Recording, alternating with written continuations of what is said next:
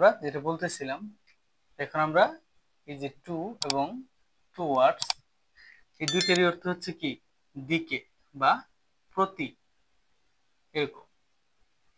আমরা যদি বলি যে ধরো আমরা তো জানি যে টু কোথায় ব্যবহার করতে হয়, কোনো দিকে কোনো কিছু বোঝালে তখন যাই কি বসে, টু বসে। অর্থাৎ ধরো তুমি আহ কোথায় যাচ্ছ, বাজারের দিকে যাচ্ছ, তাহলে সেক্ষেত্রে কি বলবে, গো টু মার্কেট, তাই না? আচ্ছা, আবার এখানে তোমরা বলতে পারো যে স্যার তাহলে আমরা তো গো টুয়ার্ডস মার্কেট বলতে পারতাম, এটাও তো দিকে। আসলে পার্থক্যটা কোথায়? পার্থক্য হচ্ছে তোমার মিনিং এর উপরে। কিরকম মিনিং এর উপরে?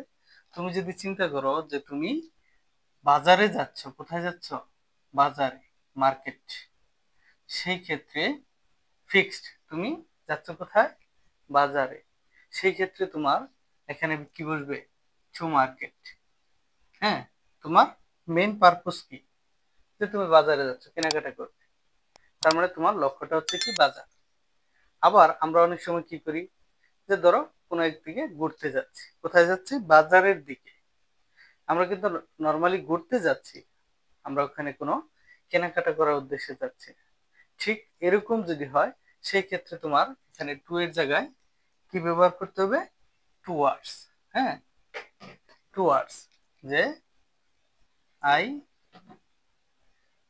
গো টুয়ার্ডস, সেক্ষেত্রে আমাদের ব্যবহার করতে হবে কি, আই গো টুয়ার্ডস মার্কেট। আশা করি ব্যাপারটা বুঝতে পারছো, টু এবং টুয়ার্ড কখন ব্যবহার করতে হবে।